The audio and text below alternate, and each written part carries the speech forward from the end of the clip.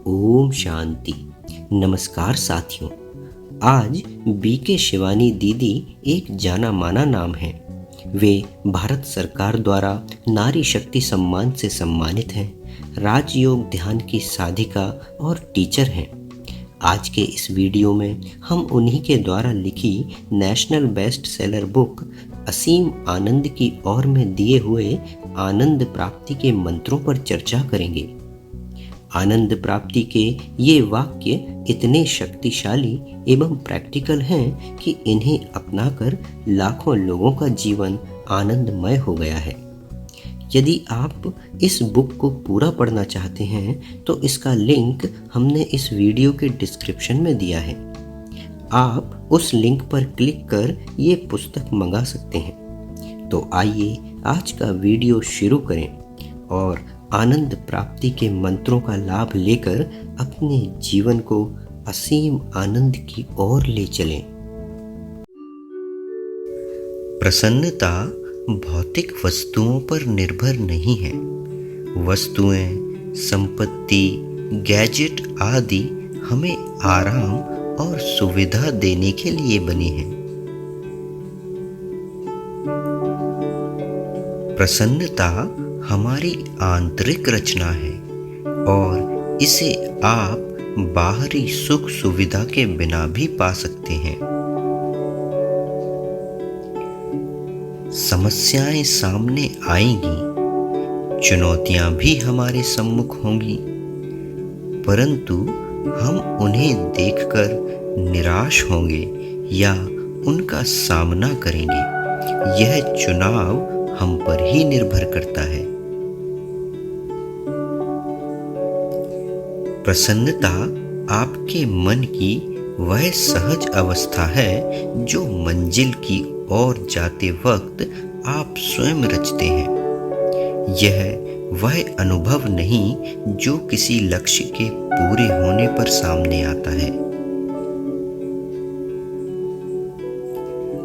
अगर हम ऐसा मानते हैं कि किसी उपलब्धि को पाने के बाद ही प्रसन्नता पाई जा सकती है, तो हम इसे पाने के दौरान तनाव, गुस्से और भय को जन्म देते हैं। इस तरह आखिरकार हम प्रसन्नता का अनुभव नहीं कर पाते। अपने आसपास के लोगों की जिम्मेदारी लेने से पूर्व मुझे अपनी सोच और भावनाओं की जिम्मेदारी लेनी होगी। जब मैं प्रसन्न हूँ और दूसरों की देख रेख करता हूँ, तब वे भी प्रसन्न होंगे।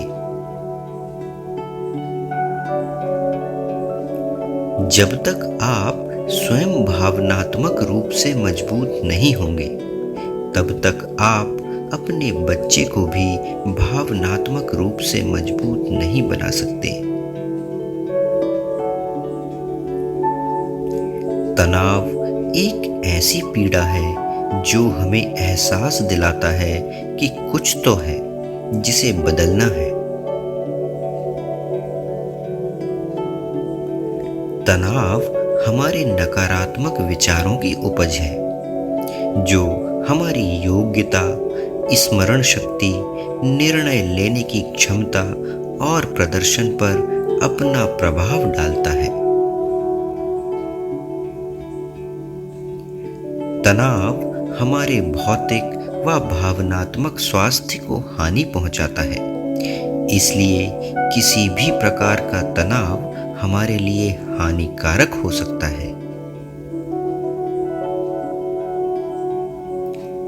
लक्ष्य, दबाव, डेडलाइन व परीक्षा आदि तो स्वाभाविक है, परंतु तनाव हमारा अपना चुनाव है।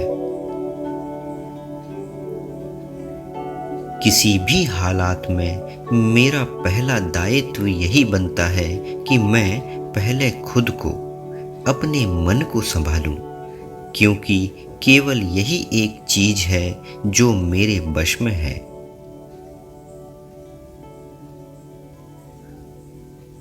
हम स्वयं ही शांति हैं।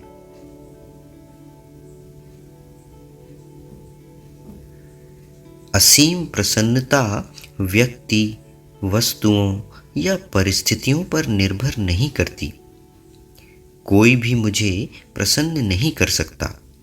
हम किसी को भी प्रसन्न नहीं कर सकते जब तक कि वे स्वयं प्रसन्न ना होना चाहें।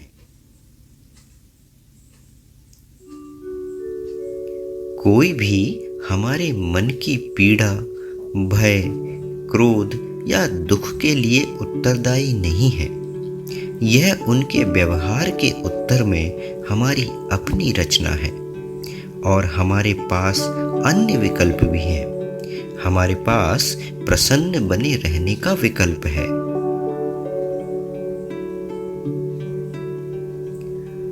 लोगों के प्रति हमारी प्रतिक्रिया उनके व्यवहार के आधार पर नहीं, बल्कि हमारे व्यक्तित्व के आधार पर होनी चाहिए। हम जिस तरह से सोचते हैं या पेश आते हैं, वह दूसरे व्यक्ति के लिए नहीं होता। यह पहले हमारे लिए होता है, क्योंकि सबसे पहले हमें ही इसका अनुभव होगा। हमें यह नहीं सोचना चाहिए कि अगर हम दूसरों को नियंत्रण में कर लेंगे तो उनके बदलने से हमारा मन भी हमारे वश में आ जाएगा। इसकी बजाय हमें अपनी मनोस्थिति की जिम्मेदारी लेनी है। हमें यह चुनाव स्वयं करना होगा कि हम हर संबंध में क्या सोचना, महसूस करना या बनना चाहते हैं। हमने सदैव दूसरों को प्रसन्न करने की चेष्टा की है, क्योंकि हमें लगता है कि जब वे प्रसन्न होंगे तो हमें भी प्रसन्नता मिलेगी। जब भी हम दूसरों के लिए कुछ करने जा रहे हों तो हमें पहले यह बात समझ लेनी चाहिए कि हम ऐसा इसलिए कर रहे हैं क्योंकि वे हमारे लिए मायने रखते हैं और हम इसे अपने लिए कर रहे हैं, तभी हम प्रसन्न हो सकेंगे। यदि हम अपने मन को समस्याओं से परे ले जाने के लिए टीवी देखने, खरीदारी के लिए जाने जैसे विकल्पों का प्रयोग करते हैं, तो ये पीड़ा से स्वयं को कुछ समय तक दूर रखने के अस्थायी साधन हैं। यह प्रसन्नता नहीं है, क्योंकि यहाँ किसी तरह का लाभ या समाधान नहीं हुआ है। प्रत्येक आत्मा के मूल संस्कार होते हैं। इन संस्कारों में शुद्धता, शांति, प्रेम, परमानंद, ज्ञान, शक्ति व सत्य जैसे गुण शामिल होते हैं। यदि हम अपनी सोच में परिवर्तन करें तो हमारे बोल और कर्म अपने आप ही बदल जाएंगे। इस तरह व्यक्तित्व का रूपांतरण हमारे विचारों से ही आरंभ होता है। जब हम लोगों से मिलते हैं तो हमें उस आत्मा से मिलना है, ना कि उनके शरीर, पद या उपलब्धियों से जिन्हें उन्होंने इस जीवन में प्राप्त किया है। जब हम अपनी प्राप्त की हुई उपलब्धियों की चेतना के माध्यम से बोलते हैं तो उस समय हमारा अहंकार उनके अहंकार से बात करता है। जब हम यही सोचते रहते हैं कि दूसरे व्यक्ति क्या कर रहे हैं, तो उस समय हम केवल अपनी ऊर्जा का क्षय करते हैं।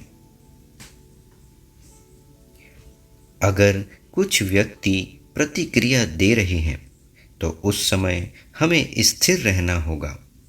आंतरिक स्थिरता एक ताकत है।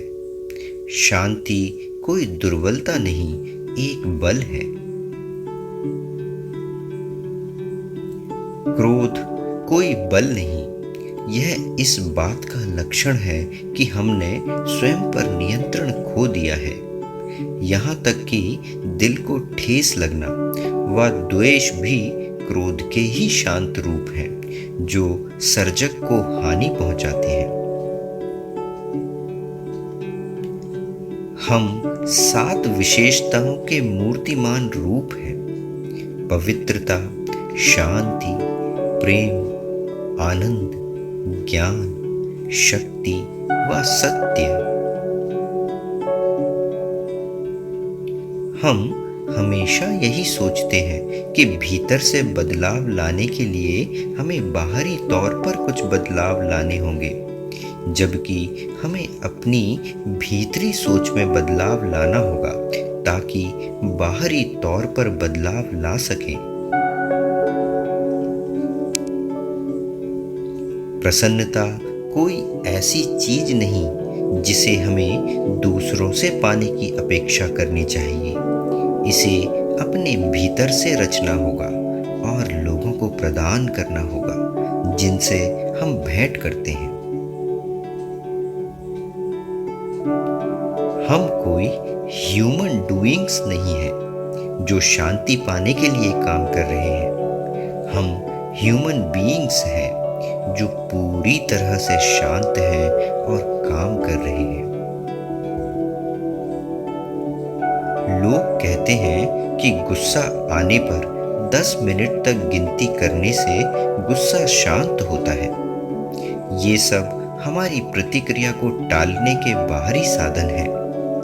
यद्यपि यदि हम अपने विचारों का ध्यान रखें तो हमारे भीतर गुस्सा करने का विचार पैदा ही नहीं होगा। सुबह के पहले कुछ घंटों के दौरान मन के पास ग्रहण करने की क्षमता बहुत अधिक होती है। हमें उस समय अपने द्वारा ग्रहण की जा रही सूचना की गुणवत्ता पर ध्यान देना चाहिए। यदि हम स्वयं को नकारात्मक विचारों के प्रभाव से बचाना चाहते हैं तो हमें सुबह के समय समाचार पत्रों व न्यूज़ चैनलों पर सुनाए जा रहे समाचारों से दूर रहना चाहिए, क्योंकि वे सुबह सुबह हमारे मन को विचलित करने वाली जानकारी दे सकते हैं। यदि हम सहज व प्राकृतिक भाव से शुद्ध, शक्तिशाली व सकारात्मक विचार उत्पन्न करना चाहते हैं तो हमें एक नई जीवन शैली अपनानी होगी। हमें विशुद्ध व सकारात्मक सूचना को पढ़ने व सुनने के साथ अपने दिन का आरंभ करना चाहिए। रात को सोते समय मन को सूचना या जानकारी की जो आखिरी परत दी जाती है वह नींद के दौरान हमारी सोच पर अपना असर डालती है। तो हमें दिन का अंत करने से पूर्व भी कुछ समय विशुद्ध व प्रसन्नतादायक जानकारी व ज्ञान को सुनने या पढ़ने में लगाना चाहिए। केवल एक ही व्यक्ति हमें बहुत अच्छी तरह से जानता है और वह हम स्वयं हैं। हमें इंडिपेंडेंट बनना होगा, केवल उस पर ही डिपेंडेंट यानी निर्भर हों जो भीतर है, क्योंकि बाहरी वस्तुओं में तो परिवर्तन आता रहता है और उनके पास बदलने के लिए कारण भी होता है।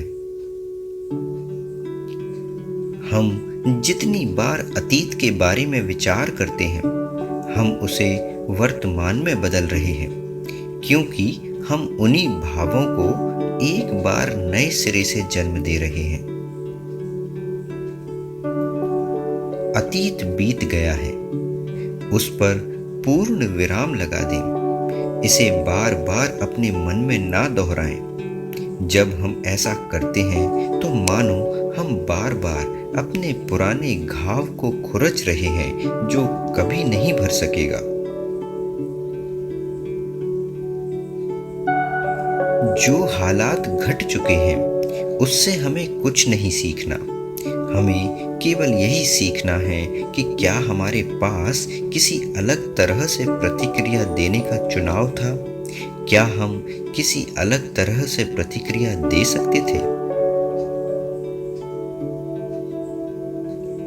अगर हम अतीत को थामे रहते हैं, उसकी डोर को हाथों से जाने नहीं देते, तो हमारे भीतर पीड़ा की एक लहर बनी रहेगी।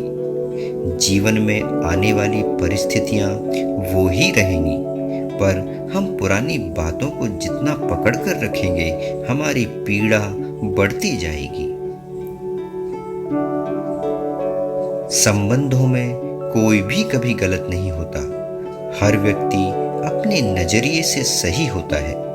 हमें अपने नजरिए से साक्षी होकर दूसरे के नजरिए को समझना है। यही सहानुभूति है।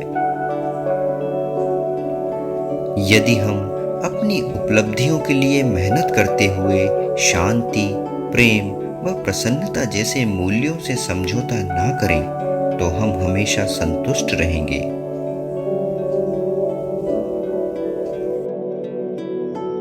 धन्यवाद। Thank you. शुक्रिया। ओम शांति।